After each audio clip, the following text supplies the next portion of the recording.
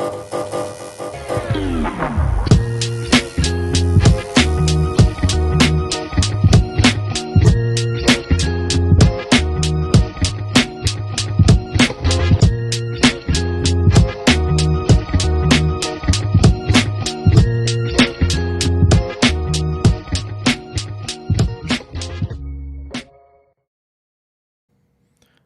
episode is sponsored by Jacobson Real Estate Company. Are you ready to find your dream home? Or maybe you're thinking about selling and want the best deal possible? Well, look no further. At Jacobson Real Estate Company, we make buying or selling your home smooth, stress-free, and exciting. With 50-plus years of experience and a deep knowledge of the Winona, Minnesota area market, we specialize in turning your real estate goals into reality. Whether it's finding that perfect neighborhood, negotiating top dollar for your property, or answering all of your questions along the way, we're here for you. Plus, with our personalized approach, you're not just a client, you're family. So why wait? Let Jacobson Real Estate Company open the door to your future. Call us today at 507-313-2716 or visit our website at jacobsonrealestatecompany.com. Because your next chapter starts here. Buy, sell, invest. Jacobson Real Estate Company. Welcome to this week's edition of Brews and Crews. I am your host, Chris Jacobson, and today I have an entrepreneur here in the studio live with me. Michael Otomo is here, and he has, I think, a really cool background because you sent me an email.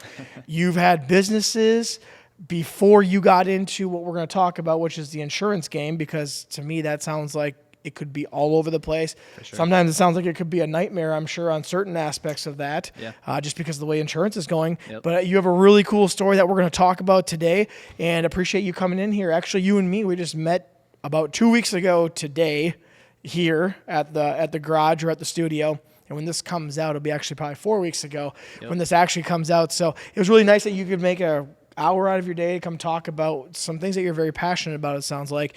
And from it sounds like you have a very athletic background. Used to. Used to. Well, I have a feeling it doesn't really stop. But, I mean, what you told me is that you're big into wrestling. And you're talking about amateur wrestling, right? Correct. Not the phony shit that I do? Not that stuff, no. All right. That'd be fun, though, to tussle around in there. Well, you know, a lot of people have that amateur background, like Kurt Angle, Brock Lesnar, and all those guys. So, but you were big into amateur wrestling growing up? Correct. So I wrestled for 19 years. I wrestled for a very long time. Started at age of 3. And then I wrestled until I was 21 in college, and that was at North Dakota State. So, age of 3? Yeah. My dad wanted to get me in young, and so, he wanted to show me the ropes, and no, it was a sport that I loved to do. It was a lot of fun. I got a question. At the age of 3, what do you practice at that? Because I have almost a 5-month-old daughter right now, and she seems so fragile. And I know, obviously, you get older and things, but I feel like you're still pretty fragile because my first sports experience was kind of like t-ball and basketball at about the age of 5. I was swinging a golf club at about 3 years old, but not wrestling. So what do you do in wrestling at 3 years old? Is it almost like gymnastics, tumbling, learning how to take falls? Kinda. So with like wrestling, it's like a lot of muscle memory. Sure. Okay. So a lot of it is just learning like your balance, like where your hand position and where your body's at, how to move your body. Once you kind of go through the reps, you kind of start to figure it out. Now, I don't really remember what I was doing at the age of 3, but my dad said I was doing pretty good, but that's also my dad probably hyping me up. But but no, it's just like muscle memory, getting your hands on people, trying to figure out how to hit a leg attack, how to stand up, how to hit switches, just figuring out the basic mechanics, because the more that you do, the better that you get at it. Okay. Hypothetically. Yep. So that's why I believe he started me at a young age, and especially my older brother, he was in wrestling too. So. Oh, you have an older brother too? Yeah. Now, did he wrestle collegiately as well? He did not. He was a good wrestler, though. He was a smaller wrestler. He was 103 and 112 junior year and senior year, and he graduated 09, and he was a state placer. So he placed 6th at state. He was tough, but he was a lot of fun to watch, and you know, he set the bar high.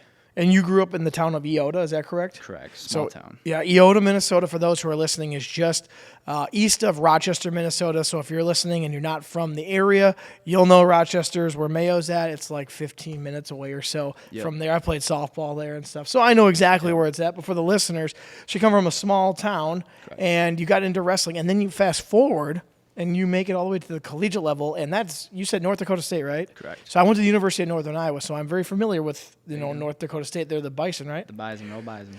All right, so that's D1 wrestling. We're not talking, like D3, not that there's anything against that, but this is a higher level. Like, you're wrestling probably against the University of Minnesota, I'm guessing, and people of that nature, because... Gophers, Purdue, Michigan, So top 10. I got a question about that then, because I know the football is different, and I know the basketball is different because they base it on your school. Is wrestling in D1, is it all the same? Like, if you're wrestling a D1 school, the other D1 schools, there's no, like, single A, double A, because I know when it comes to the football, University of Northern Iowa is, I think it's a D1 double A. Missouri Valley. Yeah, so it seems like it's a little different, but then the basketball... They can go against North Carolina and stuff of that nature, which are schools that people know about. Is wrestling kind of the same way, or is it a little bit different?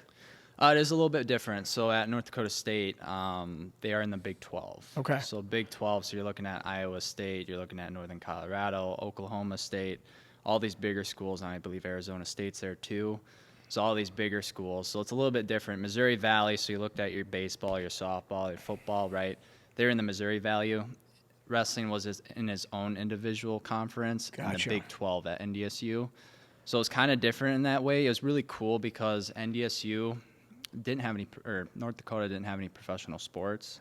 So it was very cool to be a part of that organization because you're kind of seen as somebody different. You're a professional at that level. So it was pretty cool. Anytime you'd go out, people would buy you food or they'd want autographs. So Sure. I'm not going to toot my horn and say that I did a great, job at NDSU. I started, but it was just a cool experience to do that, especially coming from a Eota small town. Yeah. Well, anyone that can go and start performing in a D1 school of anything, even if it's football, single one, double A, I would even go as far as say D2, D3. It's like almost every step is just another 1% of the 1%, a 1% of that 1%. They always kind of say it seems of that nature, but you had to go through a lot of training, as my guess, and a lot of dedication for wrestling, because I know what the guys in high school do, and that's in high school level. Now you go to D1 college. What is the training like? It's got to be pretty intense, I can imagine. Yeah, I would say it's its own job of itself. If you talk about time management, when you look at, just the books of everything too, right? You're going there for an education.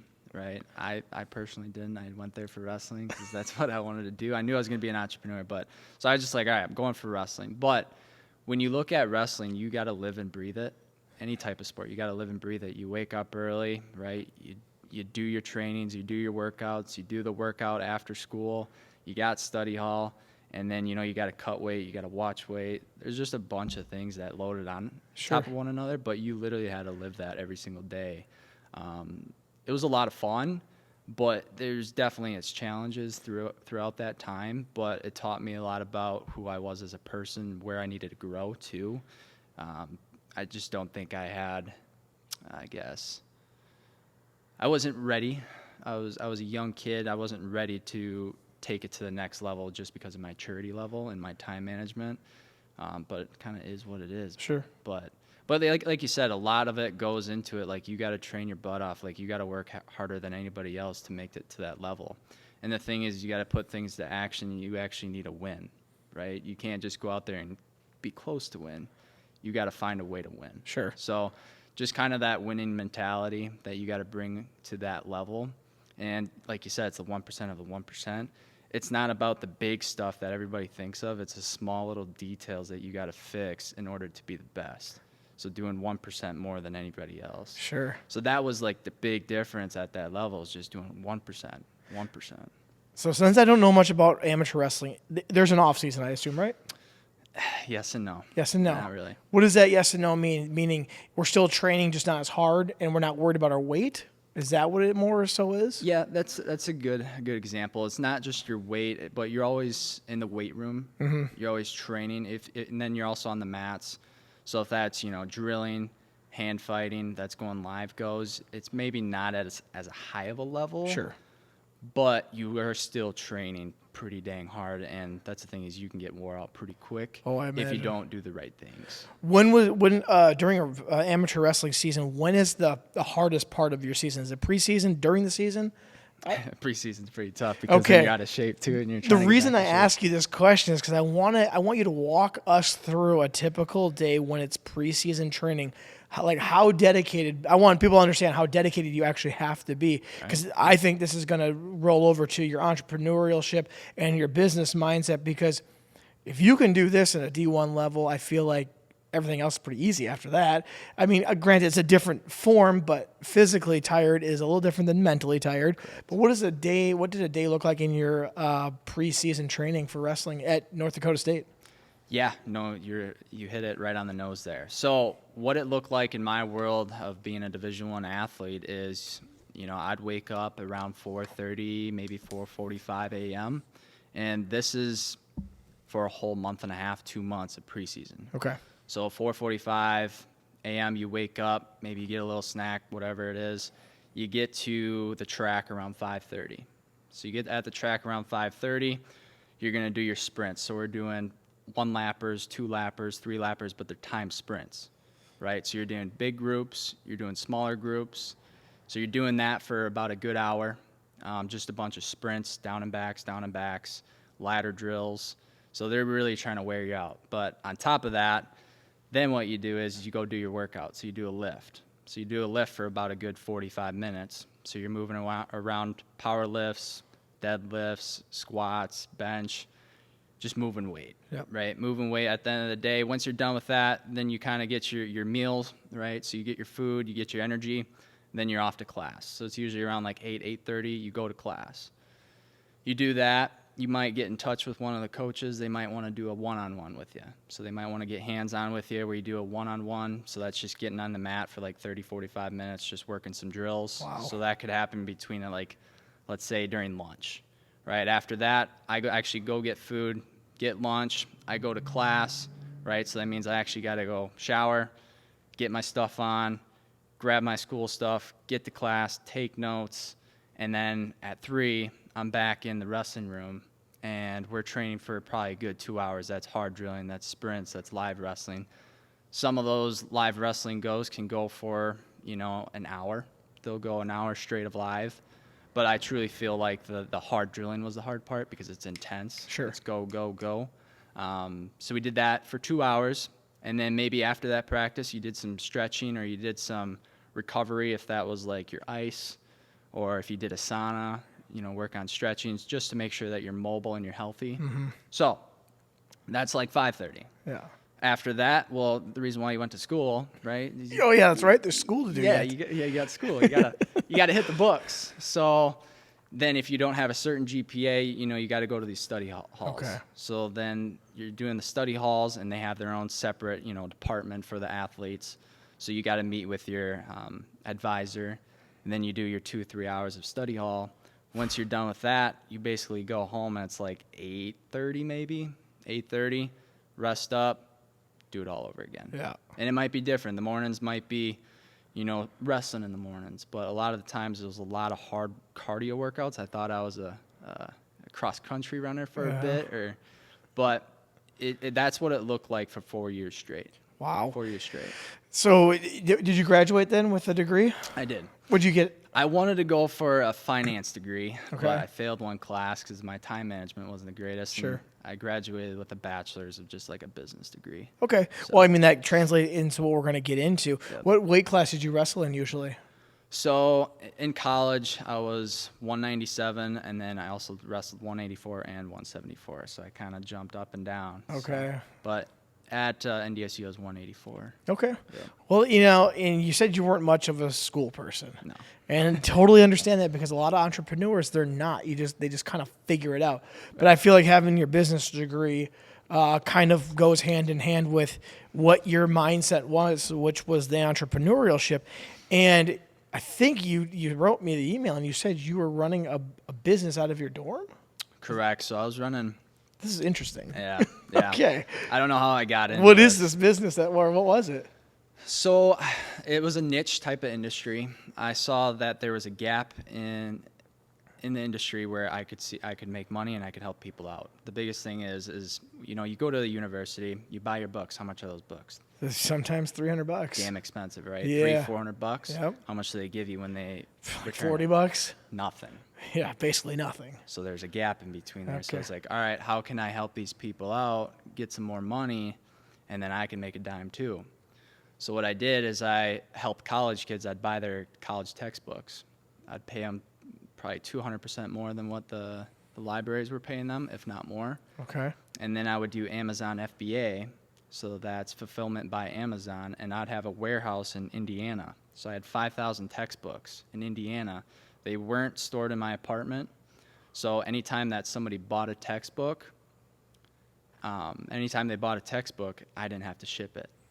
So it was like I was delegating that work out, and I was Sure. able to make money while I was going to college. That's cool. So it was a hustle for sure.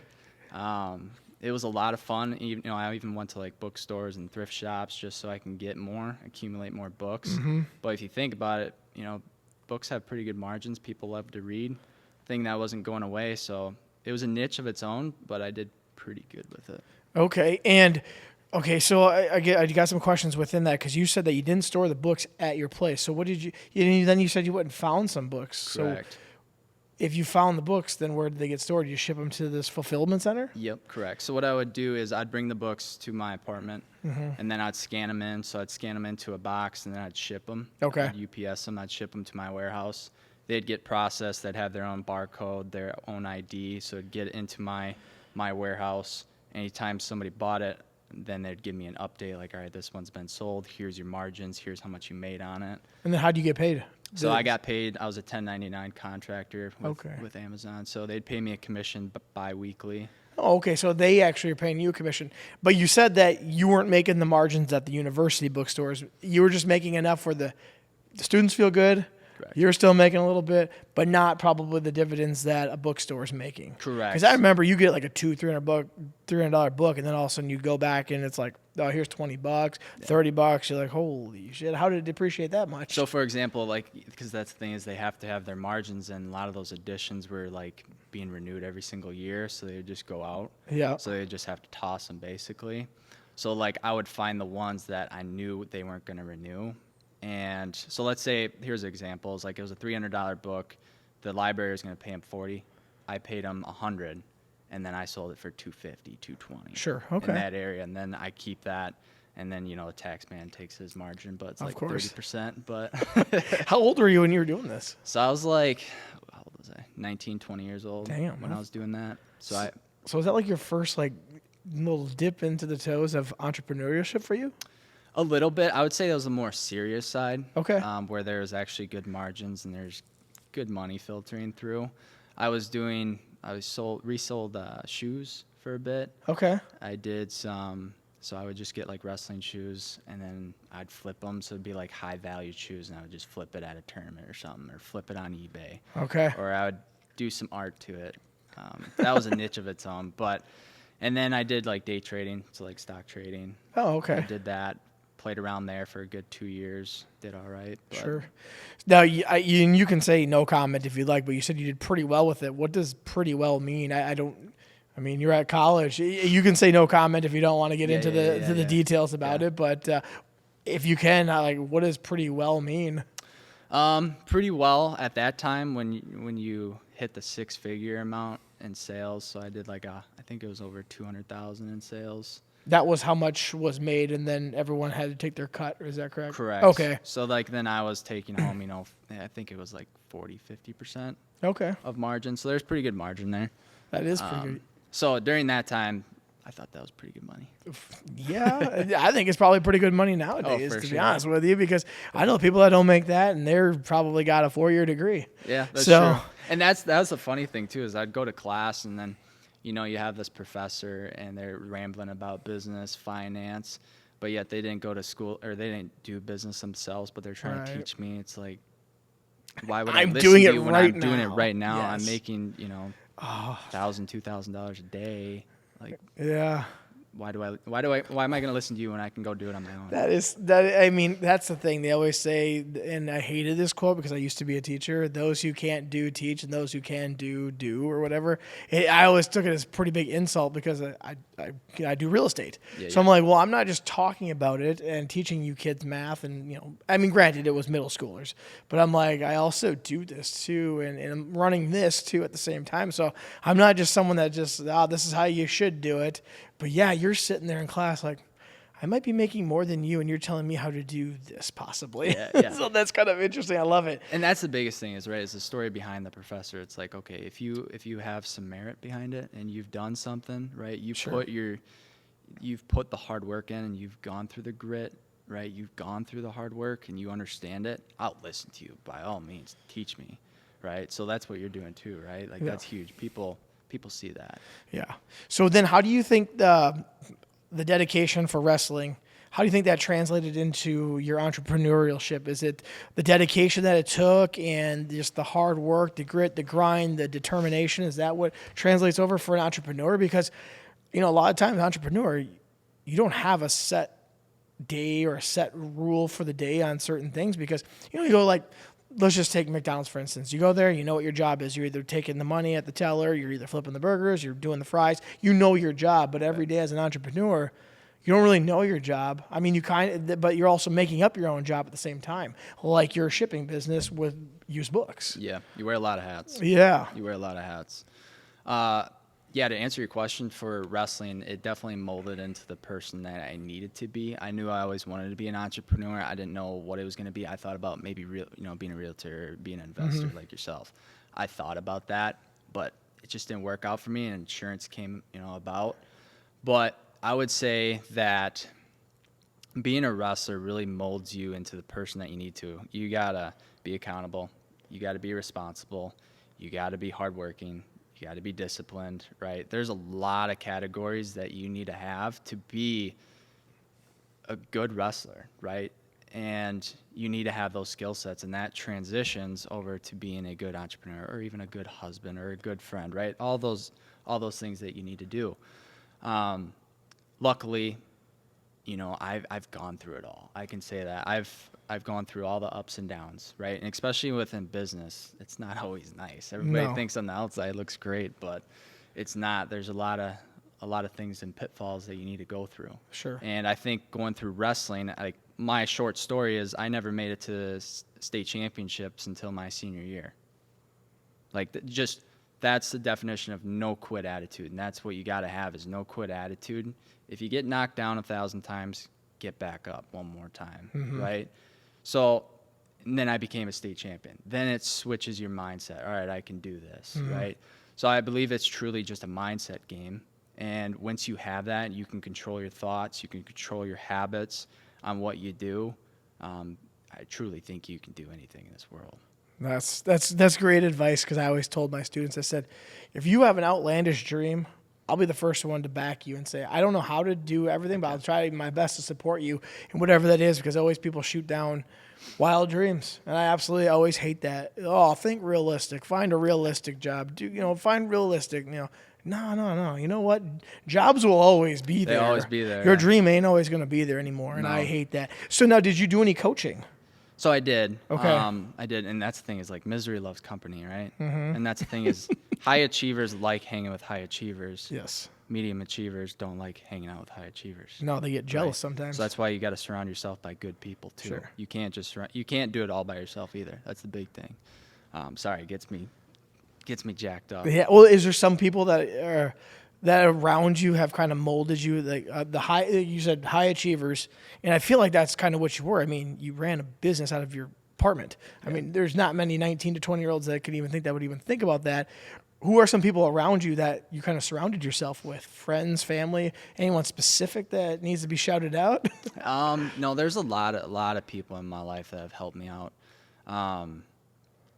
My father, for sure. Okay. My father has been there. He that's the biggest thing is he led by example. And that's what a good father does. He doesn't just say what he says. He actually means it, and he does it and puts it to work. Obviously, my family, my brothers, my mom, right? But all the coaches that have been involved, too. there's just a tremendous amount of people Sure. that will just buy into you. That's what I love is just, the people that buy into you because that used to be them too, right? Yep. Because they wish that they had somebody buying into them when they were a kid. Mm-hmm. So, kind of transitioning into the coaching question. That's kind of what I'm doing too. Is just like, how can I help those people and serve those people to get to the level where they need to be? Do you coach wrestling right now? So I used to. Okay. And now I kind of transitioned that into business. So Business coaching? not business coaching, just like just coaching my agents and coaching my employees. Okay. So In the insurance world? correct. Okay. Correct. So I coached for Caledonia for a year. So Caledonia wrestling team, we placed second at state. So that was an awesome season. Love those kids. And then I also coached at Holman in Wisconsin. I coached out there for a year as an assistant. Those guys are awesome as well. So I had the privilege to coach with a lot of good people, a good coaching staff, and good communities. So that was a blessing itself. But I'm not coaching anymore. Maybe in the future when I have my kids myself, Yeah. But right now, I really just got to focus in and hone in on the people that are around me right now and make sure that they reach their full potentials. But I love coaching. Okay, well, now let's get into the insurance game because that's how I met you. Is you came to our housing association meeting. Yep. It was you, two other gentlemen that came, and you guys have an insurance company that just recently came into Winona as well. But you came from somewhere else. What is the business name? So it is Hogum Insurance Agency. Okay, and now obviously that's not your last name. Yeah. That's one of the other guys' last name. Is that correct? Correct, Tim Hogum. Yep. So he started it. Okay, now when did he start that? Because you guys are all pretty young from what I could tell. We are. So I'm 27. I think Tim's 31. Okay. So he was with farmers. He was with farmers for 12 years, I believe, with his grandfather. He learned the ropes about insurance, just the importance of insurance and helping people out. And then he figured out his business side, and he says, he kind of saw the writing on the wall where he wanted to do his own thing. Mm-hmm. And I think it's just a timing thing. So he went the independent side, and then I think 3 or 4 months later after that I think it was July or August of 2023, that's when I jumped on board, and that basement actually started in a basement. The insurance company started in a basement? Yeah. And did you know Tim beforehand? I knew of him a little bit. Okay. Especially, so I was captive before. I don't even know what that means. What does captive mean? So captive is you can only have one company for your clients. So I was with Country Financial. Oh, So okay. if I want to get a home auto business quote, it just goes through Country Financial. Oh, like it's a one-stop shop? Not one-stop shop, just that one company. Okay. So if I go independent, that means I have more resources. So, okay, and here's how I understand it. Correct me if I'm wrong, please. Yep. If I go to someone like yourself, and I know there's some others in town, if I go, they'll shop them out to different agencies, Yep. and you might get quotes from one here, one there, and then it's all one policy underneath this independent place. Is that Yep. correct? So that's a broker. Yep. Okay. So independent broker. Yep. So that's what I am now. Okay. So before I was captive. Okay, So gotcha. that's just like, all right, so like State Farms, your American Families, so they only have their products. Right? Okay, so gotcha. If they cancel or if they change coverages or they have premium increases, there's not much they can do, right? Right. I could say that because I've been there. And it's a tough position because you're really not, in my opinion, because I've been there, it's hard to serve your clients when you don't have the best resources. And you kind of hands are tied, right? It sounds like. Yeah, their Okay. hands are tied, right? And it makes it tough for everybody, right? It's a hard conversation that has to be done. But Tim saw that. He started his own thing, went the independent side. He's earned every contract, and it's been a lot of fun. That would start in the basement, and I seriously had a picnic table. I had just a metal chair. He's in this corner. It was kind of like we're just in a dungeon, basically. Well, you know what? Some of the best companies always start in a garage, they said. Like Apple and Google and all those ones. They always start in a garage. Well, Yeah. sounds kind of the same. You're on a picnic table and you guys are hustling and grinding. That's really cool because you guys now have a storefront here. Correct. Where did it originally start? So originally started in Onalaska. Okay. So Tim and I moved into office. It was just us two at the time. We moved in there about January of 2020 or December of 2023. And then we started working insurance. We wanted to grow, but we know we needed to have the right foundations in place to be able to serve and scale at size. So we really honed in on, all right, getting our procedures down, right? Getting our carriers, the right carriers in place that can help our clients out. So it's really building the fundamentals and foundations to, to be able to actually grow that efficiently. Okay. That's the biggest thing is we want to grow it efficiently. Gotcha. Yep. Now, how did you actually meet with Tim then? Because you said you didn't really know him beforehand. A little bit. So Tim, I knew him through a friend, and he was in insurance. I was through insurance, and when I needed help, I kind of just reached out to him saying, hey, like, can you help me out with this X, Y, and Z client? And he would take care of it. So there's I could see that there's a lot of trust being built, right? I could trust this guy. He's very ethical. He's doing things the right way. So I was like, all right, I need to learn a little bit more of what he's doing. So I sat down with him 2 or 3 times, just yapping away. Sure. But then I saw like truly what he was trying to do, and I really bought into his vision. I was like, I want to be a part of this because I see it big picture. Yeah, it's not here. We want to be here, and we're down here. There's a lot of work to do, but you truly got to have the right people in place to actually make it work. Gotcha. And I saw that, and I was like, okay, let's do this. So now how many employees how many locations first, and then how many employees are now working there?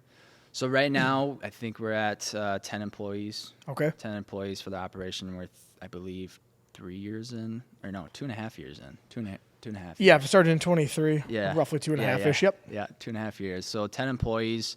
So our headquarters is based in Onalaska, and then we got satellite offices here in Winona that we just opened up, and then we also have one in the Madison area. So now we have 3 locations, and that's serving a wide variety of clients. So that's auto, home, business, life, health, Medicare, you name it. Okay. Just coming a one-stop shop for everybody. Just truly trying to serve, and that's what we're trying to do is bring that small town feel to a bigger city. Gotcha. Right? Giving them that feel of, okay, they need something done quick, we get it done. Yeah. Right? They want this done, they can sit down with us. That's what people are looking for, is just more of that one-on-one type of communication and going above and beyond. So. Gotcha. Now, there's one thing you mentioned that I'd never heard of before when you came here a couple weeks ago. Yeah. You said something about contractors insurance. What is that? I'm not a contractor, and I don't know, is that even something I would even get? Or what is that? Is that like if you're building a house? So contractors, it's pretty broad, right? Yep. So from your general contractors, your electricians, your plumbers, concrete guys, your windows, your siding, your roofers, right? You name it, excavators. So construction, that's a niche of its own, right? So you really got to know the in and outs of the industry. With insurance, is that what you specialize in? That's what I specialize Okay, cool. in. Yep. So that's what I like to target, just because I come from a small town blue collar type of place, so I know how to speak the lingo. I know what things to look for, and I don't take it lightly either, right? Because like the biggest thing is I get to understand that person's story. Like, hey man, how'd you start the business? Oh, I know I started out of my garage, right? 10 years ago, and now I got 15 employees, right? Just learning the story and building those connections. Sure. That's what I truly love, because you get to really protect their legacy and their future. So that's what I target. If that's from referral sources, or if I'm cold calling, if I'm cold walk-ins, people don't love that. But, but the biggest thing is like what I see is that people truly need help. So if somebody tells me no, it's like, that doesn't hurt my feelings. Like, sure, you tell me no, that's fine. I'll come back, next year and see if you still need help. Yeah. But the biggest thing is just, going out there, talking to people and see if they need help with their insurance. So does that mean it's insurance for a contractor for their business? So I am, So I'm a broker, right? Yep. So I'll shop out their general liability, their commercial auto, their workers' compensation, their umbrella, airs and emissions, right? All that good stuff. Gotcha. Okay. I thought it was like if I was going to hire a contractor to build my house and I want insurance while they're all there in case something doesn't get done right. I thought it was for me. Oh, gotcha. So it's actually for a contractor. For a contractor. And that's why you were here that day, which now makes a whole lot of sense because there were a lot of contractors in the house that day that probably I've never heard of it. So to be honest with you, that to me is new. I know about the auto, the home. I know those things. Yep. So a contractor one, that was new to me, which I didn't understand at the time. Now you just explained it, so it makes a lot of sense. So it's actually for someone running a business and, like you said, protect their legacy. Correct. So that's protection. And then you also do home and auto and all those ones too? Correct. So yep, I do home and auto insurance, right? The basics, your boats, your life insurance, your health insurance, all that good stuff. Mm-hmm. The biggest thing is when it comes to that is, do you trust your agent, and do you have a carrier that actually has your back? Sure. Right? Because when a nuclear claim happens, right, we all have the wind and hail storms, right? I believe every company out there wants to pay claims. I truly believe that, especially the ones that we have at the agency. But the real thing is if you have a big nuclear claim, which I'm saying like, all right, there's a huge amount of liability. We're talking like $1.5, $2 million of liability, lawsuit, big settlement. Do you have the right company and the right coverages in place to protect your best interest, right? Those are the big conversations that we have at the agency, the tough ones. So that's the way that we attack that, is we want to have the hard conversations. We want to talk about this stuff because you just don't know what's going to happen. I don't know. I don't have a magic crystal ball, right? If we did, we would do certain things differently, right? But just attacking it that way, and then making sure that you have the right carriers, because not every carrier is the same. They're all different in their own, right? So making sure that you have the right carrier that fits your type of business, that is ultimately going to be the best solution for you. Because a lot of people just check off that green check box and call, all right, I'm insured, I'm bonded, we're good. But truly, do you have insurance? And when you go through those declaration pages, I can find out pretty quick. So deck pages is a summary of your insurance policy, right? Yep. Okay, I know that one. I know that part. You've seen them, right? Yep, I've seen them every month almost, it seems, because I'm always changing something, it seems. For sure. So it's just looking at that, seeing what you have coverage for and what you don't have for. So it's like your exclusions. All right, what are you actually excluded for? Do you have the right class codes? Are you putting a foundation in? Right, let's say your concrete business, you put a foundation in. Does that carrier actually protect you for foundational work? Yes, they are insuring you, but there's exclusions built into the policy that will exclude that type of claim. Gotcha. Right? So it's really digging into the policy, not just writing the dang policy and just say, all right, forget it. Here you go. Sure. Here's a certificate of insurance. You're good to go. But it's actually reviewing the insurance policy fully and saying, hey, X, Y, and Z company, I think we need to change this up because of this. Well, now I got a question, because I always see a certain wordage or verbiage on some of those that says act of God. Yep. What does that mean? I feel like anything could be an act of God. So, A hailstorm, I feel like that's an act of God, or a tornado. Yeah. So like that's what I always wonder and I've always had that question. I know other people have said the same thing to me, like, what does that even entail? Like, is nothing covered, or? Yeah, so an act of God is like Mother Nature. Okay. So a lot of like Mother Nature, so like your wind, your hail, right? Those are good examples. But then also like your deer. Some companies call that act of God. Sure. So they'll talk about your animals as well. Every company is a little different on how they phrase things in their contracts. So one might be, so if you're getting a comprehensive type of coverage, everything's covered minus exclusions. But if you look at like a broad or a named peril, everything's got to be named for it to be covered, right? So it's actually looking into the policy and see what's covered. Some of it might be act of God, some of it might be Mother Nature. So you just gotta look at it. Yeah. Oh, how do you navigate that? I feel like that's such a gray area. Like, how do you navigate that one? Especially if someone goes, "Hey, I got a claim," and then you're like, "I don't know if it's covered." How do you navigate that? Biggest thing is, if that happens, call your agent, and you should know up front, to be honest, if that is covered, because your agent should have talked to you about that, saying, hey, X, Y, and Z claims, this should be covered in your policy. So that should be up front. But you should call your agent right away. Never just file a claim unless you talk to your agent. Okay. Because you don't want to have to file a claim, and then through the process you find out it's not covered, and then, that gets denied, but it still shows on your record, right? Mm-hmm. So that's like a strike. So even if it's $0 paid out, that's a strike. You don't want that. So first things first, talk to your agent. Sure. Then once you do that, what we do is we actually look through your policy and your coverages and see what you have, right? what conversations did we have? Did we talk about water backup coverage? Did we talk about service line coverage, equipment breakdown in the house, right? So I'm talking about home and autos right now. Did we actually look at that? So taking notes on that. So it's looking at the deck pages, making sure you have the coverages in place, and seeing if it's worth actually filing. Okay. Right. So the difference between you and I would call it a franchise company is you guys are considered independent, where it goes out and you can shop out a bunch of different agencies, and then the captive are like your big ones where they only have their products and that's all they can quote. So their hands are kind of tied when it comes to certain coverages. Like, hey, this is the best that, let's just say, American Family can do, or State Farm. This is the best we can do because these are our products. Whereas you can actually go out and try to find some other companies that would cover the same thing and maybe for a better price. Correct. Is that theoretically kind of how it breaks down? It's very true. Okay. It's very true. And that was kind of like when I was at Country Financial. Nothing wrong about Country Financial. Like, they're a good product, but they're not a good product for everyone. Sure. Right? Everybody's a little different. This person might be a higher risk than this person. So I can't just force this one down when it's not going to work, right? We got to pivot and, find them a different carrier.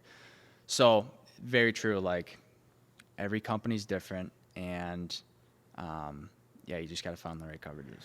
Do you know, and you may not even have knowledge of this, but do you know how they determine what your price is going to be? Like, let's just go off of a car. I feel like that's a pretty simple one that pretty much everyone has, is car insurance. Yep. Do you know how they base that off of? Do they base it off a driving record, or do they base it off credit scores? I don't know if that's a thing. They really do. Yep. Okay. So a lot of variables. So I get those questions too at renewals, like, hey, why is this changing? Especially right now, it's a very volatile market too. Mm-hmm. There's a lot of changes in the industry.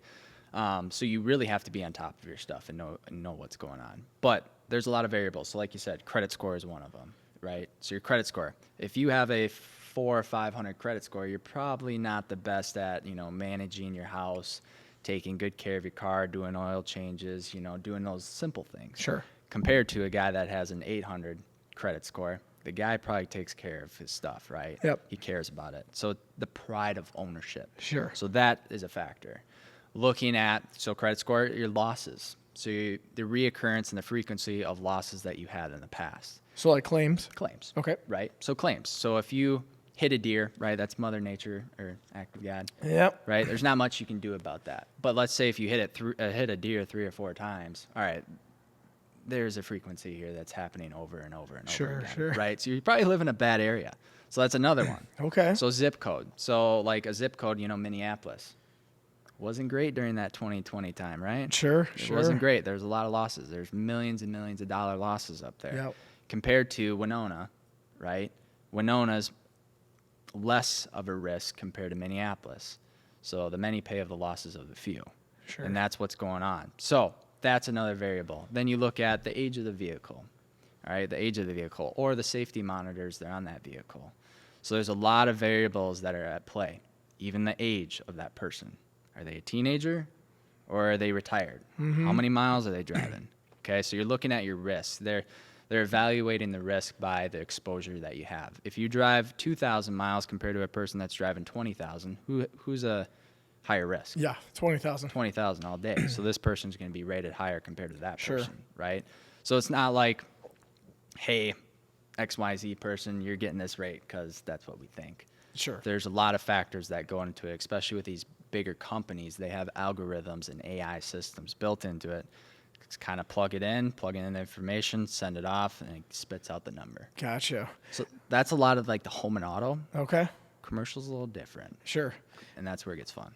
Well, let's hear about it. Let's hear about it. If it's fun, I don't know. I mean, you're the only person that's making insurance sound fun right now, and actually breaking it down to, I would say, a layman's standpoint, where the average person, such as myself, I'm understanding what you're saying, and I'm hoping everyone else is too. It's good that making it simple then, because good. a lot of people say, when you start talking about insurance, it's the best way to kill a conversation. Well, it might be, unless you got some great rates that everyone loves. Yeah, so. you never know. Well, let's talk about that commercial side then, because we're talking about commercial real estate, correct? We can do contractors. We can do commercial real estate. Yeah, okay. Let's focus on commercial real estate. So what factors go into that then when you're trying to price out something? So when you're looking at a commercial building, the first thing that they want to look at is the age. Yep. Was it built in the 1900s, right? Was it built in the 1900s or is it built in the 2000s?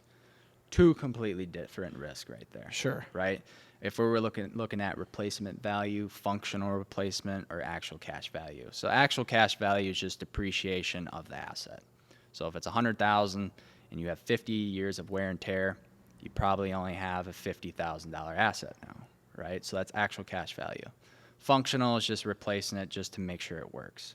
Replacement value is actually rebuilding it to replacement, to what it actually needs to be replaced to nowadays, right? So getting every bang for your buck. Sure. So that's what a lot of people are looking for. So that's what you're looking at a building is the age. All right. Now, what type of coverage can I have for that age? And then the next thing is we're looking at roofs. All right. So if it's a metal roof or if it's an architectural shingle roof, when's the last time that's been repaired? Mm-hmm. Has it been repaired in the last 5 years? If it's been repaired in the last 10 to 15 years, I'd say that's a good risk to take on, because there is some life left to that shingle. Yeah. Right? Because a lot of these companies are looking at is if it's a 25-year-old shingle and it gets hit by hail or let's say wind, curls up a shingle and water gets through there, and now we have molding issues, black mold issues, and then we collapse the house, right? They don't want to take on a risk like that because it's a harder risk. Sure. Right? It's exposed to more claim scenarios. Gotcha. So they want to see newer roofs. Right? And then newer roofs. That's the big thing. Age of building. Age of building. Or house. Yep. Okay. Now, like for me, I'm not a real estate investor. Compared to you, you've had a lot of experience, right? You know a lot more than me about real estate, right? So if I come to an underwriter or I come to a company and say, hey, I want insurance on a 40 unit building, all right? How much real estate experience do you have? Sure. Do you know what it takes to maintain this property, right? There's a lot that goes into it. You just don't buy it and hold it and just forget about it, right? Right. No. There's maintenance. There's a lot of maintenance to it, right? So now you know that. So now I can say, hey, to the underwriter, like, hey, Chris has got 20 plus years of experience in the real estate industry. He knows what he's doing. He maintains the property. He subcontracts out the snow removal. He has sub-agreements in place, so there is no liability exposure. So I'm selling it for you. Okay. Right? I'm also your salesman for you. It's selling it to the companies. So your experience is really important too. Sure. Right? Then what does your losses look like in the past? So losses is claims. That's the fourth thing. Yep, fourth Come thing. on with fourth, okay. Fourth is what are the losses? What does that look like in the track history? Have you had, fire breakouts because your tenants have, let's say, a barbecue? Sure. Right? They're having a little party, a little darty out there. Yep. So are they doing that? Looking at the losses, wind and hail obviously is a big one. Water losses. Yeah. So if you haven't had any losses, obviously that's a better risk. Now, if you had a couple losses but you pay X amount in premiums and it's still a profitable account, right? We can still write that. I can still sell that to the underwriter. It's just making sure they understand it full picture and painting in the picture for them too. Gotcha. So, excuse me. I would say those are the four big things. Okay. Who gets to determine the replacement value? Is that the person that says, I just want it functional, or I want it exactly as it needs to be rebuilt, or the first one you said? Yeah, so that's a great question. So a lot of it comes down to the carrier's requirements. Okay. So the carrier itself will have regulations on what they can actually cover for that building. Okay. So if it's 1900s, this X, Y, and Z carrier might not, give you replacement value because it's so old. Sure. Right? But a different carrier might. Right? So it's just kind of figuring out what they do and then, placing you in the right place where you need to be. So it's just figuring out where you need to go. But also that RCE, so the replacement cost estimator, so that total valuation, is when we factor that in, is I'm a field underwriter, and then we also have underwriters that look at it, desk underwriters, right? So first I assess the risk. So I look at the apartment building, and I look at it. All right, it's 40 units. All right, it's 2 stories. We got siding as vinyl, and we got architectural shingles. We got a slab-on built-in grade apartment here. I'll factor this in, I'll throw it into the calculator, and it spits out a number of what that replacement value is. And it also factors in like inflation, right? Or tariffs. Tariffs is a big thing nowadays too. Yep. They don't know what it's really going to do to the market yet, but they are rating on it. Okay. It looks like 4 to 6% right now. Sure. But we're looking at a lot of variables, so that spits out that number, and then we send it off to our desk underwriter, and then they'll assess the risk and see if our numbers are correct, and they'll do a double look. Okay. So there's a lot of eyes when it goes to evaluating a risk on how much we should actually have for replacement value. Wow, that's a lot that goes into it that nobody knows about. Oh, there's a lot. Yeah. Because I can only imagine you get a fair amount of people that are angry that maybe next year all of a sudden, oh my gosh, my insurance is double or it's a third more. Do you ever get some really bad phone calls at all? And then if so, how do you deal with that? I mean, I feel like you would make my day kind of like, God, okay.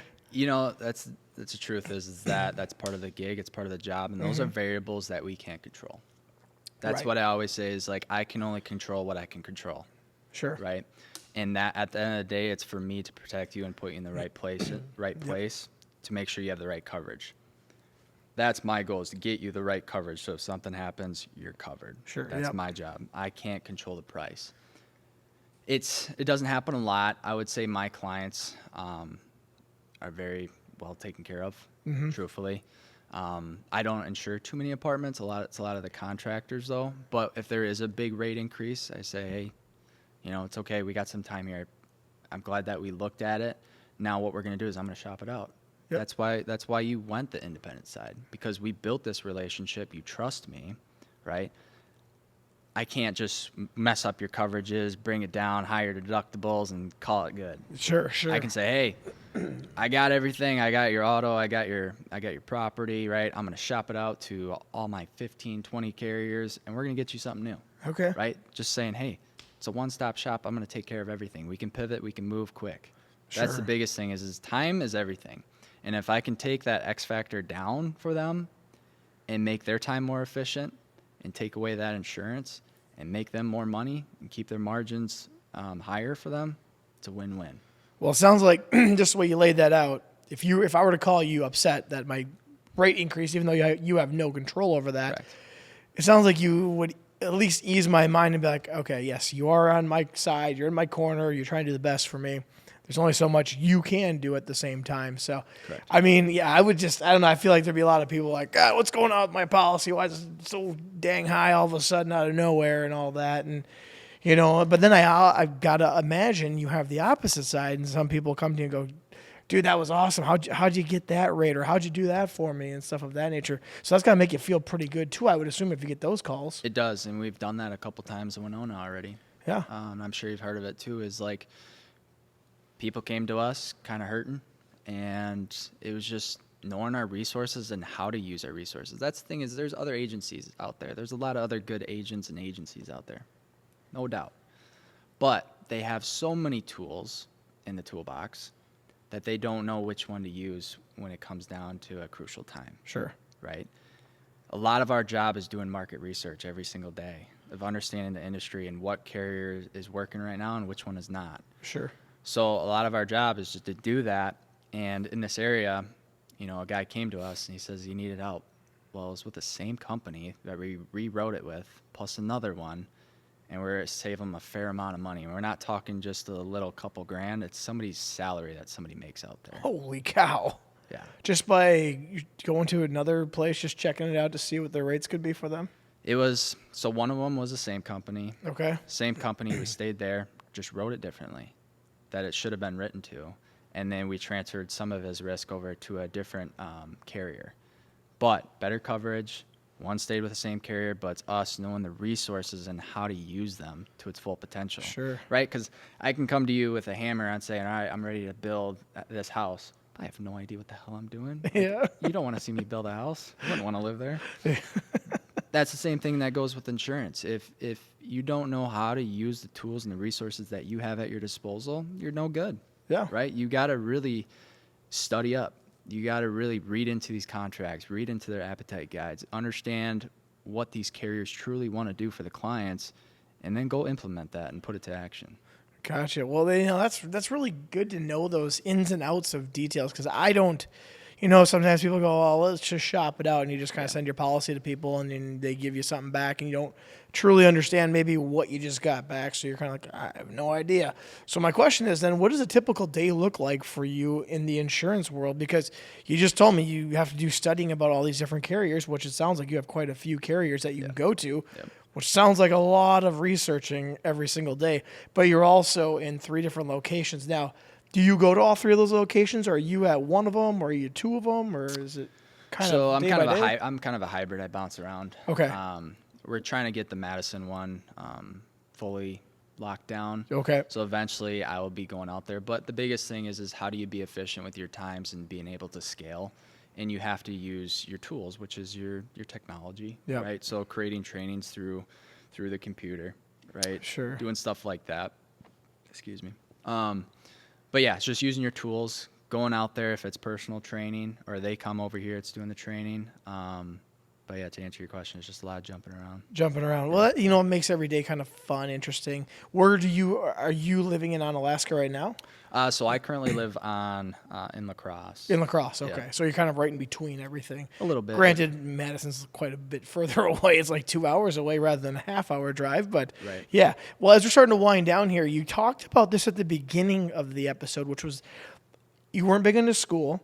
Yeah. And what is in your mind? What's the difference between a school mindset and an entrepreneurial mindset?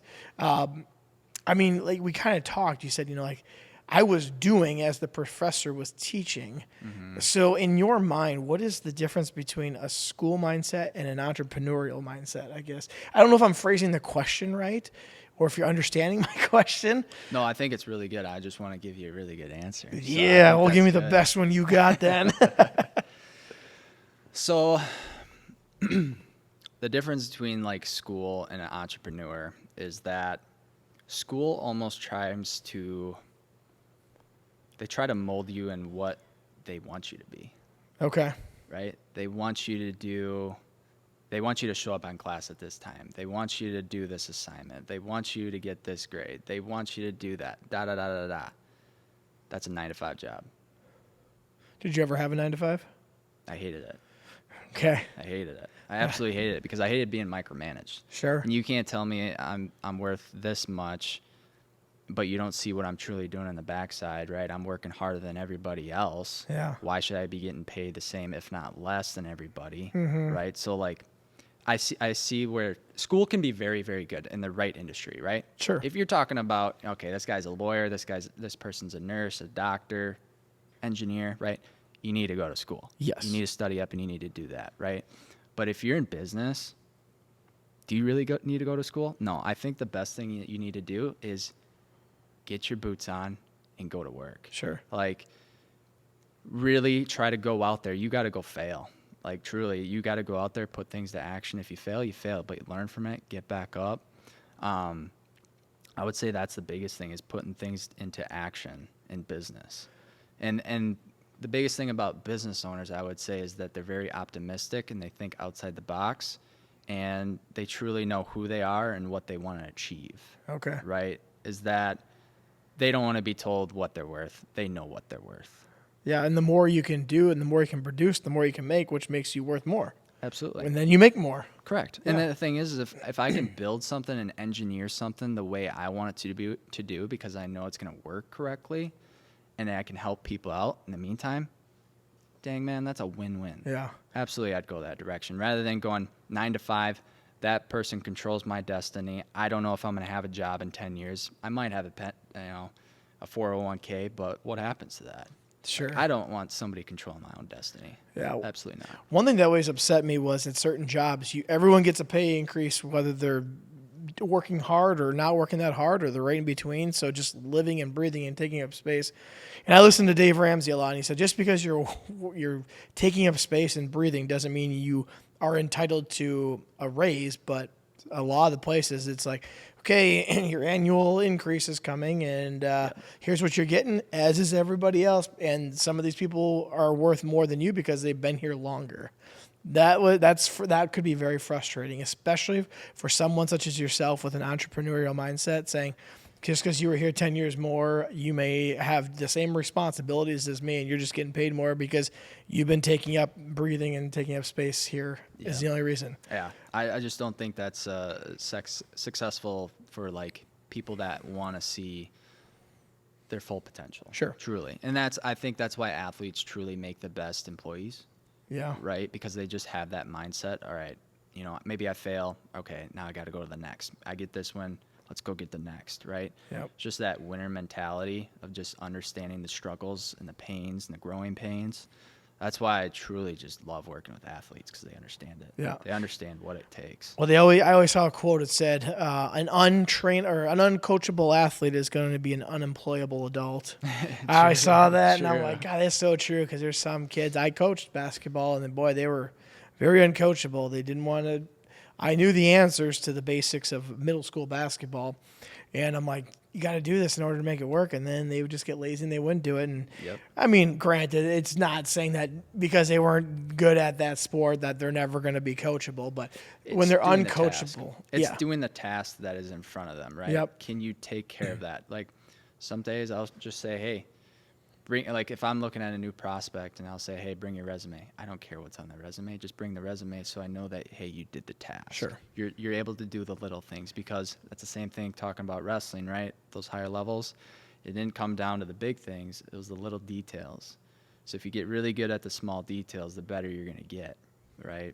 It's kind of like you look at Michael Jordan or you look at the greats, Michael Phelps, right? They always did the little things right. Yep. So it's just like, how do we implement that into our lives? Sure. So, well, the last question I have for you then, because we're going along the entrepreneurial mindset, how come and why insurance then?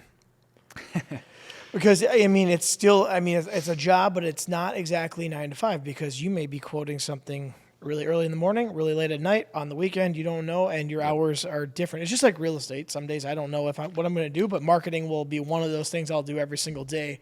And obviously with AI, it's becoming a lot easier to do marketing. ChatGPT is a great thing, man. It is. I mean, you can just, being in front of your audience social media-wise is enough just to keep it coming. It's like when you see a billboard for Pepsi or Coke, when you get thirsty or and you want to pop or something, you're like, oh yeah, I'd grab a Coke, because it's kind of embedded in your mind. So how come insurance then for you is, I assume your days are not the same every day, because we kind of talked about that. But why insurance then, of all things? Yeah, I mean, it's a totally different game. If you would have told me 5 years ago that I was going to get an insurance, I would have told you you're drunk. It truly would have. On water. On water. Drunk on my Drunk water. on water. But truly, I would have. I never saw myself getting into insurance. I never even thought about it. Didn't even really know anything about it. Like, I didn't even know what really a deductible was when I was 19, 20 years old. Yeah, I don't think anybody does. I really didn't. But, I got sick, and I think the biggest thing is I got sick and tired of being sick and tired working a 9 to 5 job. Yeah. Okay. I wanted something different. I wanted something that was commission-based, right? So I can go get what I've earned. And then, but what I also wanted is I wanted to build wealth for my family and also be able to help people. So insurance, you get residuals, right? So that was the biggest thing, is that you have reoccurring revenue coming in based on the clients that you're helping out. So, those who help you, you're going to help them, right? Like, it's a win-win. It's a two-way street. They're going to work with you, right? And you're going to get paid on that for the years to come, because they trust you, they like you, you're doing the right thing for them. So the big thing was the residuals. That was a big sell. And the guy just brought it up to me, and we were just kind of shooting the crap in the garage, and he said, hey, you should get an insurance. I was like, what the heck's insurance? But I kind of want to learn about it because it's sales, and I know that sales is a good skill to learn, especially because you're always selling, right?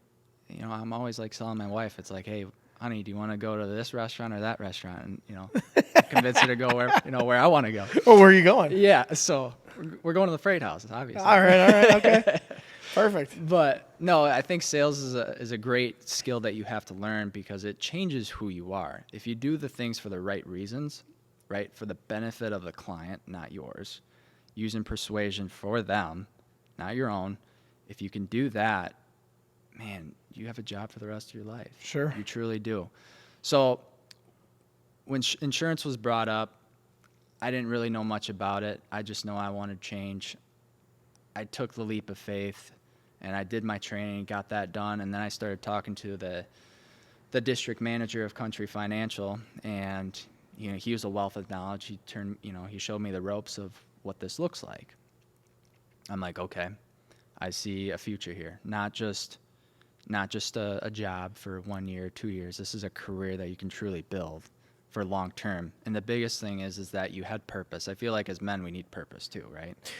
Yes, we do. Right. Because here's one thing. If I don't get my workout in on my certain days, I feel like I'm kind of unaccomplished. Yeah. And it's usually the first thing I do during the day. Yeah. It's your habit. Yep. It's your habit that you've built, right? That small little win. Like, that's what I always say too, is like, make your bed right away, right? You get I hate doing that. I hate that. Honey, do this then. Yeah. But it's just getting the small wins. Once you win, right, you get that first one in, you want to get the next. So it's the habits that you build. But circling back to insurance, it's like he taught me the ropes. He showed me the future. I bought into it. And it's just really, I get to help a lot of people out. And the biggest thing, too, is I get to learn a lot about other people, the networks, the relationships that I've built in this area. It's been awesome. Sure. The amount of connections that I have. And I'm not from this area. I'm from Iota, and I have a lot of connections in the Cross County area. Develop those relationships and to grow them, and then just being able to help their businesses out and learning about, other people's business of like, hey, this is a good industry to be in. This one's not really good to be in. All right. Just learn the in and outs of their industry is pretty cool. I love it, and learn their story, right? Protecting their legacy. Everything, when you look at it, it's so cool. A lot of people just think, oh, you sit at a desk, you look at papers. My brother calls me a pencil pusher all the time. He runs a towing company, so he can give me shit. Okay. So, they look at that, right? Just look at being behind a desk and pushing paper and being on a computer. But it's a lot more than that when you actually look at the purpose of what we're doing, because when stuff happens or shit hits the fan, who do they come to? They're coming to you. Yeah. Whoever sold them the insurance, who they're coming to. Yes, sir. Well, the last thing I want to ask you is someone's listening right now, and they're thinking about going on their own for entrepreneurship, starting a business, maybe getting into insurance, real estate, whatever it might be, something where you're more self-employed. What's one piece of advice that you would give them now, knowing what you know? Granted, you're only 27, you said, so you've been kind of doing this entrepreneurship stuff from college, like about 7 to 8 years now. You clearly have at least enough knowledge to give someone some piece of advice if they're tiptoeing on the line of, should I do it or should I not? What's something you would say to them? Dude, take the chance. Seriously, take the chance. What's the worst that could happen?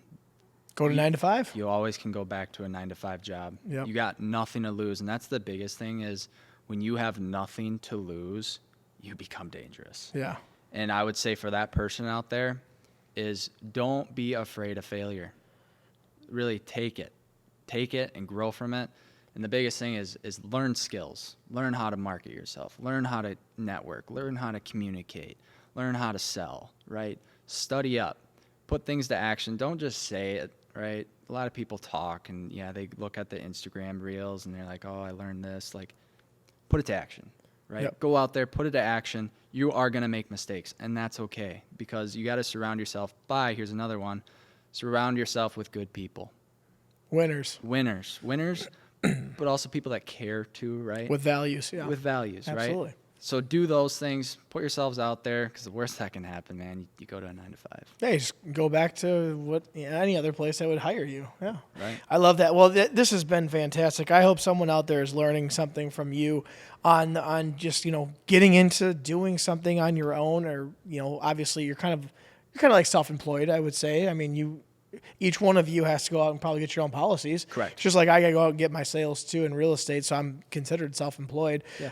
It's not as easy as people think, but the success always looks really simple. I think when people see it, they're like, oh, wow, that must be easy, and it's not as easy as people probably think. It's not. That's the thing, is it's not what you do in the light, right, when people are watching. It's what you do when nobody's watching. Yeah. What you do at home, right? That's the one thing people forget, is that there's off-hour things that the work does go home with you sometimes. It does. And you have to market yourself. And that's like when I'm holding my daughter in my arm, I'm sitting there feeding her, and I'm sitting there trying to find something to put on my social media to market either the podcast, or my real estate. And I can at least do something while I'm sitting here. And like you said, AI, such a great thing to use, right? I Love ChatGPT. I love it too. It's almost addicting, actually. I so know. It's like, what are you going to teach me today? yeah. Well, I want to thank you, Michael, for coming on in. And actually, you want to plug where the people can get a hold of you if they're looking for insurance quotes? I'll plug it in the show notes too as well, but let everyone know. Yeah, no, absolutely. So, you can look at our website. It's Hogum Insurance, and that is spelled HOUGOM, insurance spelled out.com. I can tell us a little bit more about the agency and what we do. So that's home, auto, business, life, Medicare, health insurance, individual and group, serving, Wisconsin, Minnesota area. And yeah, feel free to reach out. We have a phone number of 608-799-8434. You give us a call, you'll get a nice tone. Mel, she'll be able to help you out and then get you the right agent. But we're able to help you out. That's the thing is we'll be transparent with you. That's awesome. We're not going to just try to sell you a policy. We'll make sure that you have the right coverage in place. Perfect. Well, Michael, I want to thank you for coming on in, taking some time. I'm glad I ran into you here out of chance, and now you're on the podcast, and you shed a lot of light on insurance that probably is confusing for the person like myself that's not into it, but we need it. Yeah. But yeah, hopefully someone got something great out of this, and even if it's for starting out on their own on a business, that's even another great piece of knowledge you dropped on us too. So for those who are listening, make sure you can either subscribe on YouTube and watch our beautiful faces, or you can go any platform that you get your podcast and listen to the audio version. But please, if you gained anything out of this, like, share, subscribe, 5-star this, comment maybe something you learned, and share this with a friend, because there's a lot of knowledge and a lot of different people that come onto this program. Michael, I want to thank you one more time. We're going to cheers our waters today. Oh, I like it, man. Yeah. There you go. Cheers. See you next week.